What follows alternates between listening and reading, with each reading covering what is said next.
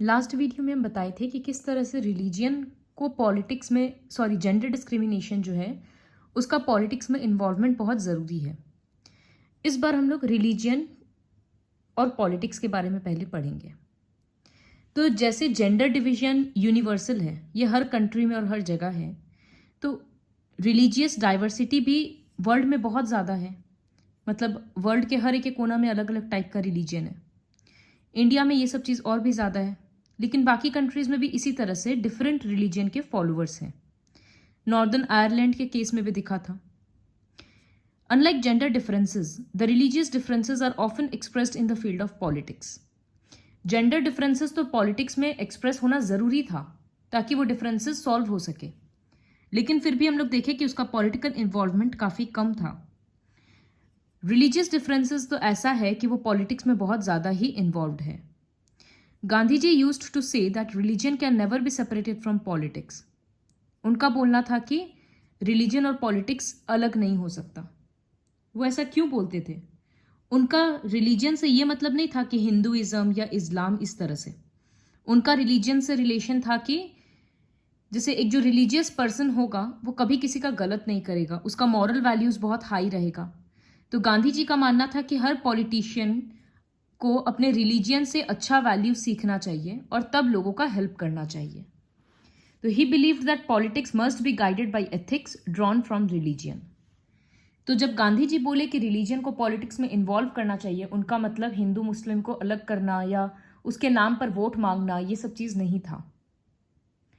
Human rights groups in our country have argued that most of the victims of communal riots in our country are people from religious minorities.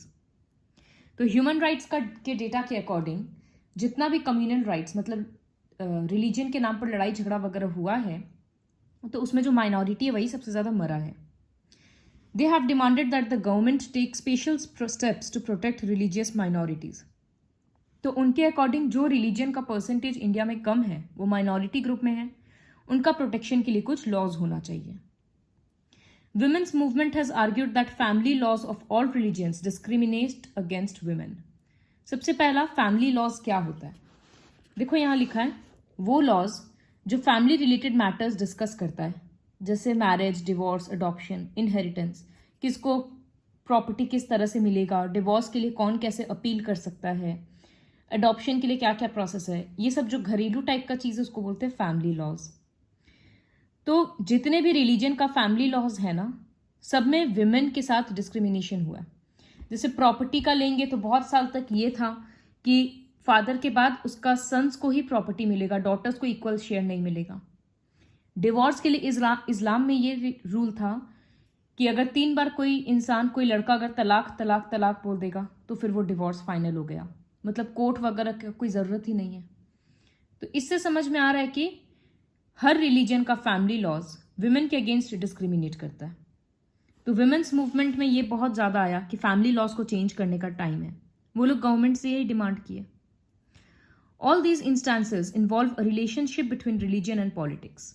ये सारे example से समझ में आता है कि religion और पॉलिटिक्स का काफ़ी क्लोज कनेक्शन है, बट ये बहुत गलत और काफ़ी डेंजरस है।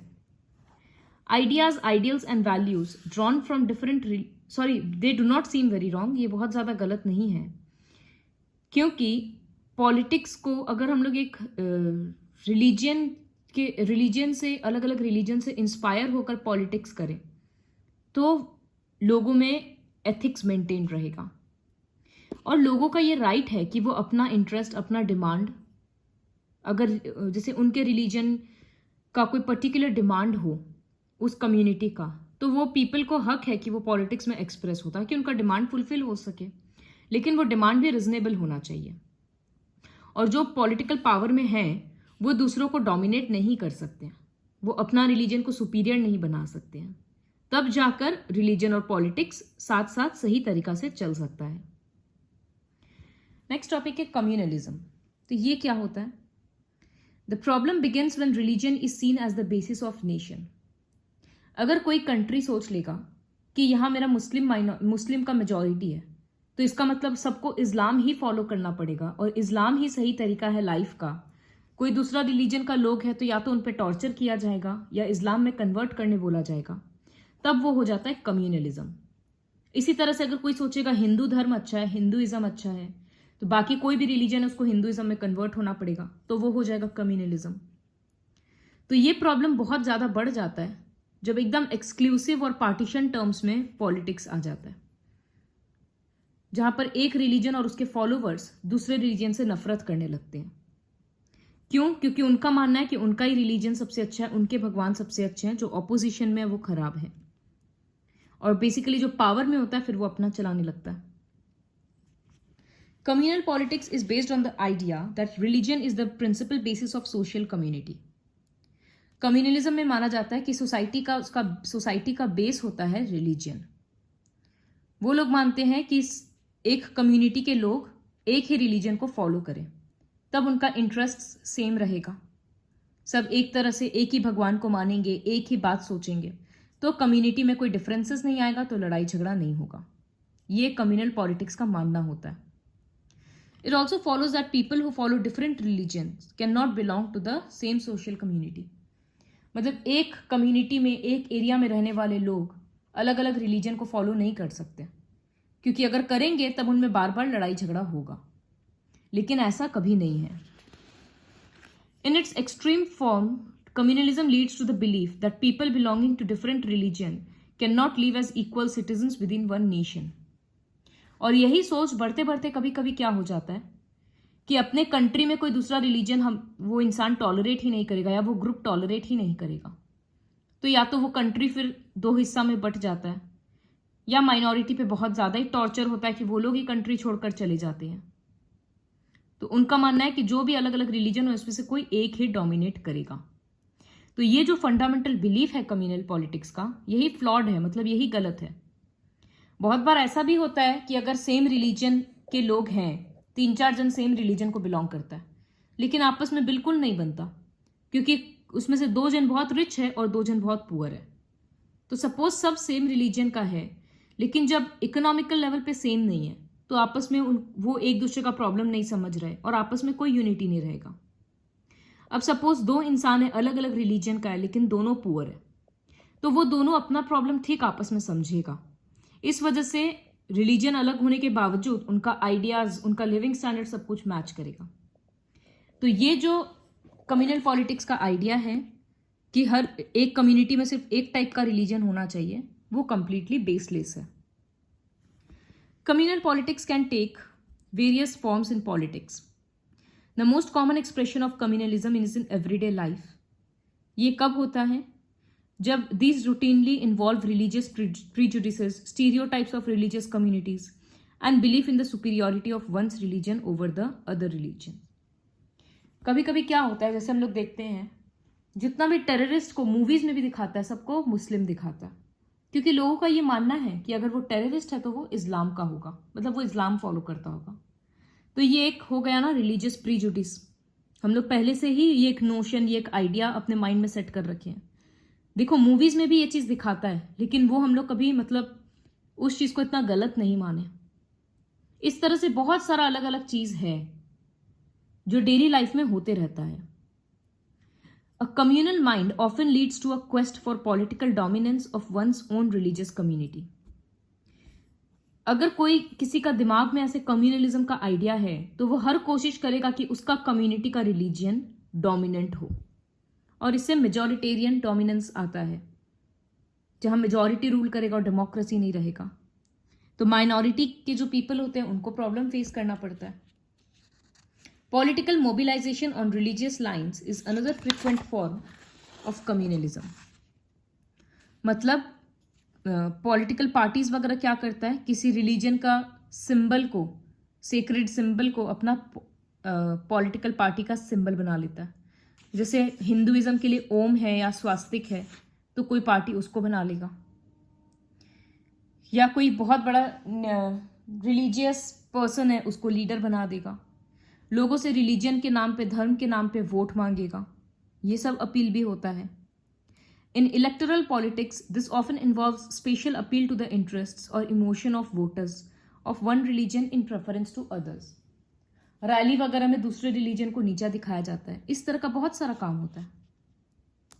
कभी कभी कम्युनलिज्म बहुत अगली फॉर्म ले लेता है और कम्युनल वायलेंस होता है, मतलब धर्म के नाम पर लड़ाई होता है, जैसे इंडिया पाकिस्तान का सेपरेशन के टाइम पे हुआ था। तो वो एक वर्स्ट कम्युनल राइट का एग्जाम्पल है इंडिया का। इंडिपेंडेंस के बाद भी वो लड़ाई काफ़ी दिन तक चलता रहा, काफ़ी सालों तक, और आज भी चलते ही रह रहा है हिंदू और मुस्लिम के बीच में।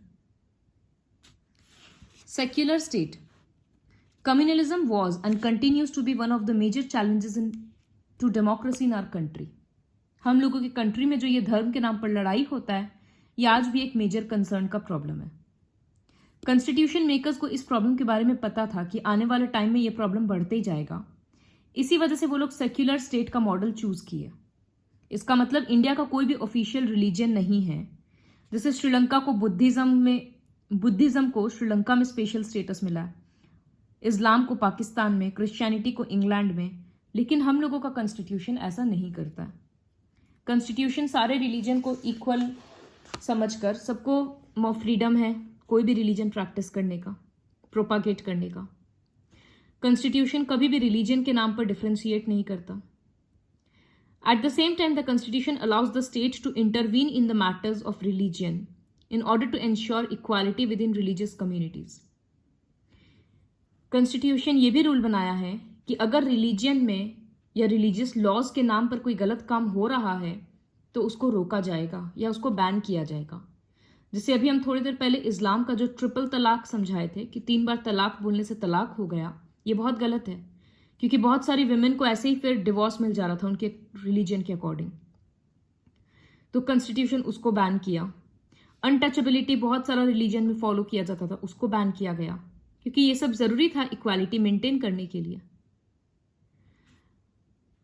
Understood in this sense, secularism is not just an ideology of some parties और पर्संस। ये सिर्फ कुछ लोगों का सोच नहीं है, ये एक आइडिया है जो पूरे कंट्री का फाउंडेशन बनता है। जैसे इंडिया में secular country, communalism should not be seen as a threat to some people in India, it threatens the very idea of India. ऐसा नहीं सोचना चाहिए कि कम्युनल, अगर कोई इंसान कम्युनल है तो उससे आसपास के लोगों को खतरा है या उसके स्टेट को खतरा है। कम्युनलिज्म ऐसा चीज है जो इंडिया के सोच को ही, मतलब पूरे के पूरे इंडिया का कंसेप्ट को ही खत्म कर देता है। क्योंकि इंडिया एक सेक्युलर कंट्री है, कॉन्स्टिट्यूशन में लिखा है कि सेक्युलरिज्म है, तो कम्युनल प्रेजुडिस और प्रोपागेंडा से इंडिया को फ्री करना ही होगा ताकि सब लोग यहाँ इक्वली रह सके। और ये डे टू डे लाइफ से ही शुरू करना पड़ेगा। तो ये था पॉलिटिक्स में रिलीजन का इन्वॉल्वमेंट, काफी एक्टिव रोल था, हम लोग देखें। अब है पॉलिटिक्स में कास्ट का इन्वॉल्वमेंट। तो यहां पर लिखा है कि अभी तक का 2 इंस्टेंसेस में हम लोग 2 अलग टाइप का सोशल डिवीजन देखें, जहां पर एक का पार्टिसिपेशन, जैसे जेंडर डिस्क्रिमिनेशन का पॉलिटिक्स में इन्वॉल्व होना काफी पॉजिटिव रोल है, क्योंकि जब तक वो पॉलिटिक्स में नहीं आएगा तब तक विमेन को इक्वल राइट नहीं मिलेगा। लेकिन रिलीजन का पॉलिटिक्स में यूज किया जाना वो बहुत नेगेटिव रोल है। तो अब देखते हैं कि कास्ट का पॉलिटिक्स में इन्वॉल्वमेंट अच्छा है या गलत है। तो सबसे पहले हम लोग देखेंगे कास्ट इनइक्वालिटीज के बारे में। जैसे जेंडर और रिलीजन हर कंट्री का कहानी है, इसके बेस पे डिफ्रेंसिएशन होना, डिस्क्रिमिनेशन होना। लेकिन ये जो कास्ट का डिवीजन है ना, ये सिर्फ इंडिया में ही होता है। हर सोसाइटी में अलग अलग टाइप का सोशल इनइक्वालिटी होता है। किसी में होता है डिवीजन ऑफ लेबर, हो जाता है कि कुछ ग्रुप ऑफ लोग हैं, पीपल हैं जो हमेशा लो इनकम जॉब कर रहे हैं, वो सब होता है। बहुत सारे सोसाइटीज में ऑक्यूपेशन 1 जनरेशन से दूसरे जनरेशन में पास कर दिया जाता है। जैसे कुछ फैमिली होता है जिसका सारा जनरेशन एक कॉबलर ही है, कुछ है जिसका सारा गोल्ड स्मिथ है, मतलब सुनार है, इस तरह का चीज होता है। तो ये हेरिडिटरी ऑक्यूपेशनल डिवीजन जो है, ये इंडिया में रीति रिवाज के अकॉर्डिंग ही है, क्योंकि पहले से ऐसा होते जा रहा है। सेम कास्ट के जो मेंबर्स हैं वो लोग, उन लोगों का अपना एक सोशल कम्युनिटी बन जाता है। वो लोग अपने कास्ट में ही शादी करते हैं, फंक्शंस करते हैं और सब कुछ करते हैं। दूसरे कास्ट के लोगों के साथ खाते पीते नहीं है या उठते बैठते नहीं है। तो caste system was based on exclusion of and discrimination against the outcast groups. जो आउटकास्ट ग्रुप्स है, मतलब जो बहुत नीचा ग्रुप है, वो शहर के बाहर रहते थे, सारा छोटा मोटा काम करते थे, जैसे शमशान घाट में अस्थि वगैरह का काम करना, इस टाइप का काम भी करते थे, ड्रेन साफ करना, टॉयलेट साफ करना, इस तरह का। तो उनको सोसाइटी से बाहर निकाला जाता था, उनके साथ अनटचेबिलिटी और काफ़ी सारा इनह्यूमन प्रैक्टिसेस अपनाया जाता था। तो काफ़ी सारे पॉलिटिकल लीडर्स और सोशल रिफॉर्मर्स जैसे ज्योतिबा फूले, गांधी जी, बी.आर. अम्बेडकर, पेरियर रामस्वामी, ये सब चाहते थे कि इंडिया में चेंज आए, और ये सब कास्ट इनइक्वालिटीज के अगेंस्ट फाइट किए। Partly due to their efforts and partly due to other socio economic changes, caste and caste system in modern India have undergone great change. तो उन लोगों का एफर्ट्स के थ्रू भी हुआ, और जैसे जैसे बैकवर्ड क्लासेस को एडुकेशन मिला, पढ़ लिख कर वो लोग थोड़ा हाई पोस्ट के जॉब में आए, तो ये डिफरेंसेस थोड़ा बहुत कमते गया। इकोनॉमिक डेवलपमेंट हुआ, लार्ज स्केल अर्बनाइजेशन, ज़्यादा से ज़्यादा लोग जब शहर में शिफ्ट हुए तो सिटीज़ में ये सब ज़्यादा मैटर नहीं करता कास्ट वाला, क्योंकि वहाँ पर लोगों के पास टाइम नहीं है कि तुम्हारा कास्ट देखें। लिटरेसी रेट लोगों में बढ़ता गया, ज़्यादा से ज़्यादा लोग पढ़ने लगे। ऑक्यूपेशनल मोबिलिटी, मतलब ऑक्यूपेशन के चक्कर में लोग एक जगह से दूसरी जगह शिफ्ट होने लगे। आज अगर कोई इंसान ऑफिस में काम करता है, बड़े ऑफिस में, तो उसके कलीग उसका रिलीजियन या उसका कास्ट नहीं देखते हैं, बिहेवियर देखते हैं, कल्चर देखते हैं, इकोनॉमिक स्टेटस देख सकते हैं, लेकिन रिलीजन और कास्ट नहीं देखता कोई भी। लैंडलॉर्ड्स का पोजीशन विलेज में, जमींदार लोग का पोजीशन जो था विलेज में, ये सब कमजोर पड़ने लग गया। विलेज में वही लोग ज्यादा अत्याचार करते थे। तो इन सब से कास्ट हायरार्की ब्रेक होते गया। Now most of the times in urban areas, it does not matter much who is walking along next to us on a street or eating at the next table in a restaurant.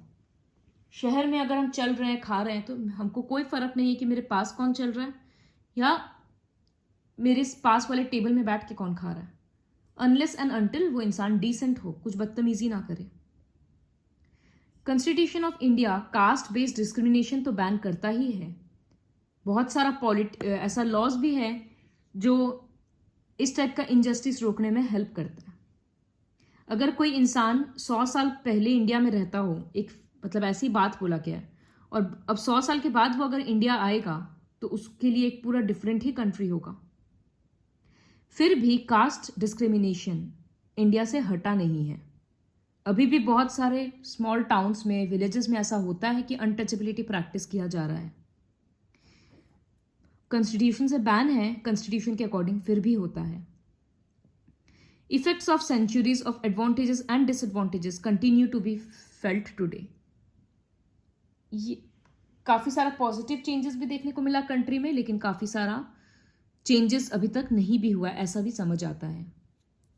जिस cast को education का फायदा मिला वो change हो गया, जिन group को education नहीं मिला वो लोग आज भी अपना ट्रेडिशनल काम करते हैं, तो वो लोग आज भी पुअर हैं। That is why there is a disproportionately large presence of upper caste among the urban middle classes in our country. तो अर्बन एरियाज में जो मिडिल क्लास है, वो लोग अगर पढ़ लिख कर जैसे लॉयर बने, टीचर बने, डॉक्टर बने, वो लोग अपना इकोनॉमिक कंडीशन इंप्रूव कर लिए, अपना स्टेटस, तो वो अपर मिडिल क्लास हो गए या अपर कास्ट हो गए। और जिस मिडिल क्लास को नहीं मिल पाया वो गरीब ही रह गया। तो समझ में, आज के टाइम पे कास्ट इकोनॉमिक स्टेटस से बहुत ज्यादा लिंक किया जाता है। If you are a very rich person then your caste doesn't matters, क्योंकि लोग आसपास ऐसे भी रहेंगे। तो जिस तरह से कम्युनलिज्म का पॉलिटिक्स में इन्वॉल्व होना बहुत गलत था, क्योंकि रिलीजन के नाम पे सिर्फ बंटवारा हो रहा है, कास्ट का इन्वॉल्वमेंट ऐसा गलत नहीं है। क्योंकि बहुत लोगों को लगता है कि अगर कास्ट का प्रॉब्लम पॉलिटिक्स में नहीं इन्वॉल्व किया जाएगा तो फिर बैकवर्ड क्लासेस का इंप्रूवमेंट नहीं होगा। तो यहां लिखा है कि caste can take various forms in politics. अब कास्ट किस तरह से पॉलिटिक्स में इन्वॉल्व होता है? कभी कभी क्या होता है कि अगर बहुत सारा कैंडिडेट्स खड़ा है और हमको वोट देना है, तो हम या तो अपने रिलीजन वाले कैंडिडेट को देंगे या अपने कास्ट वाले को, क्योंकि वो माइंड में रहता है कि वो मेरा कास्ट का है तो वो मेरा प्रॉब्लम ज़्यादा समझेगा या हम लोगों का डेवलपमेंट के लिए कुछ करेगा। तो बहुत बार पॉलिटिकल पार्टीज क्या करता है, अगर कोई एरिया में ओबीसी वोटर्स ज़्यादा हैं तो वहाँ से वो अपने पार्टी का ओबीसी कैंडिडेट को ही खड़ा करता है। इस तरह का पॉलिटिक्स लोग यूज़ करते हैं। फिर है कि political parties and candidates in elections make appeals to caste sentiment to muster support collect करने के लिए वो लोग कैंडिडेट्स को उनके कास्ट का प्रॉब्लम्स, जैसे कोई दलित विलेज है, अब वहां पर कैंडिडेट वोट मांगने जा रहा है, तो वो बार बार यही बात पे फोकस करेगा कि देखिए आप लोगों के साथ इतना अत्याचार होता था, हम लोगों का पार्टी अगर पावर में आएगा तो इस तरह से नहीं करेगा। सामने वाले पॉलिटिकल पार्टी का वो खाली उल्टा सीधा पॉइंट्स दिखाएगा, इस तरह से होता है। यूनिवर्सल एडल्ट फ्रेंचाइजी के अकॉर्डिंग एक इंसान का एक वोट है, तो लोगों में काफी ज्यादा कॉन्शियसनेस हो गया है कि कोई भी कास्ट के हो, कम से कम वोट का तो वैल्यू सेम है। The focus on caste in politics can sometimes give an impression that elections are all about caste and nothing else. This is far from true. बहुत बार ऐसा लगेगा कि इसका मतलब तो कैलकुलेट करके कोई भी पॉलिटिकल पार्टी जीत जाएगा, क्योंकि अगर हर कास्ट वाला इंसान अपने ही कास्ट के मेंबर को वोट देगा तो वो तो फिक्स्ड रहेगा, फिर हर 5 साल के बाद इलेक्शन करा लो, रिजल्ट तो सेम ही आना है। लेकिन ऐसा नहीं होता है। ये किस तरह से हम लोगों को समझ में आता है, हम लोग क्यों बोल सकते हैं कि ऐसा नहीं होता है? क्योंकि अगर ऐसा होता तो एक कंस्टिट्यूएंसी में जो एक कैंडिडेट इस इलेक्शन में जीता, फिर तो अगला में भी वही जीतना चाहिए था, क्योंकि वोटर्स तो वही है, फिर तो वो लोग अपने ही वो कास्ट को वोट करेंगे। लेकिन ऐसा नहीं होता है। एक कैंडिडेट अगर इस बार जीत गया, अगला बार वो मैक्सिमम टाइम पे हारता ही है। कभी भी no party wins the votes of all the voters of a caste और कम्युनिटी। सपोज कोई मुस्लिम कैंडिडेट है, तो ऐसा नहीं है कि जितने भी मुस्लिम वोटर्स हैं उनका सारा वोट उसी कैंडिडेट को मिल रहा है।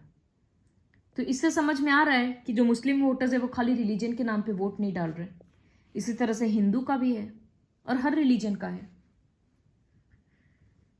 कभी कभी किसी किसी को वोट बैंक बोला जाता है, किसी कास्ट को, तो इसका मतलब होता है कि उस कास्ट के मैक्सिमम लोग उस पर्टिकुलर कैंडिडेट को वोट करेंगे। लेकिन ऐसा नहीं है कि सारा वोटर्स उसी को वोट दे रहा है। मेनी पॉलिटिकल पार्टीज में put up candidates from the same caste. कभी कभी ऐसा होता है कि जैसा कि हम अभी अभी बता रहे थे, कितना सारा एग्जाम्पल में बताया कि अगर SC ST का ज्यादा पॉपुलेशन वहां पर है तो वो अपना SC या ST का कैंडिडेट ही खड़ा करता है। लेकिन इसका यह मतलब नहीं है कि वो कैंडिडेट जीतेगा ही। रूलिंग पार्टी और सिटिंग MPs और MLAs हैं, जो भी MLA MP इस बार जीत कर बन गया, बहुत बार ऐसा होता है कि अगला बार इलेक्शन में वो लोग हार गया। तो क्यों हारा? क्योंकि जो वोटर वोट दिया था वो अपना माइंड चेंज कर लिया। और ये इंडिया में बहुत ज्यादा ऑफन देखने को मिलता है। तो अगर ये सब चीज नहीं होता और अगर वोटिंग सिस्टम फ्रोजन होता, मतलब लोग अपना पॉलिटिकल प्रेफरेंस चेंज ही नहीं करते, हमेशा एक ही कैंडिडेट को फेवर करते जाते, तो ऐसा नहीं होता। तो इससे क्लियरली समझ में आ रहा है कि हाँ, पॉलिटिक्स में कास्ट का बहुत एक्टिव रोल है। लेकिन वोटर्स सिर्फ कास्ट देखकर वोट नहीं देते हैं, उनका अपना भी काफी सारा और थिंकिंग होता है उसके पीछे।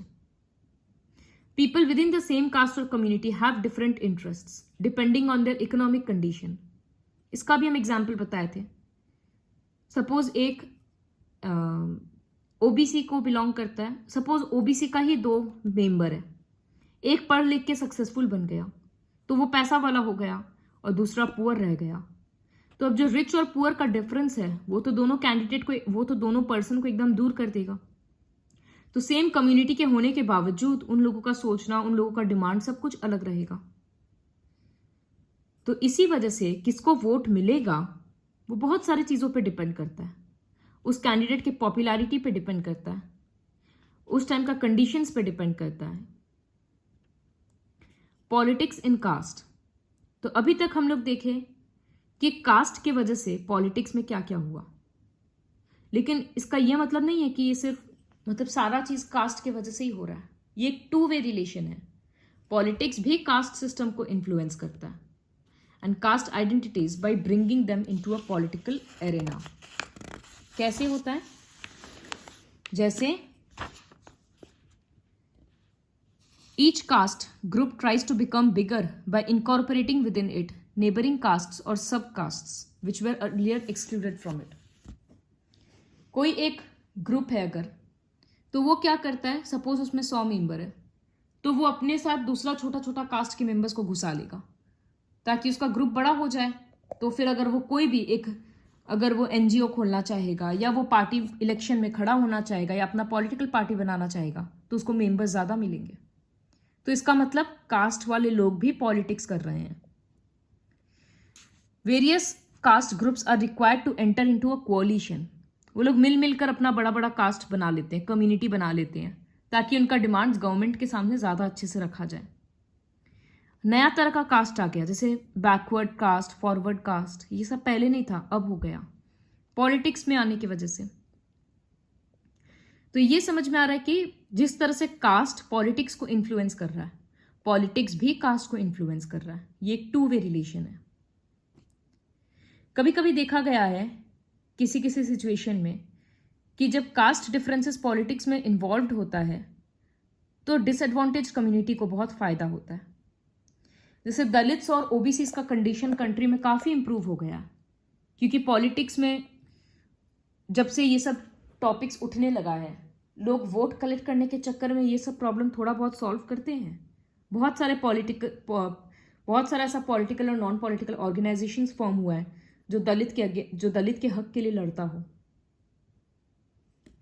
Eight the same time exclusive attention to caste can, तो ये समझ में आया कि कास्ट डिफरेंसेस का पॉलिटिक्स में इन्वॉल्व होना पॉजिटिव आउटकम भी है।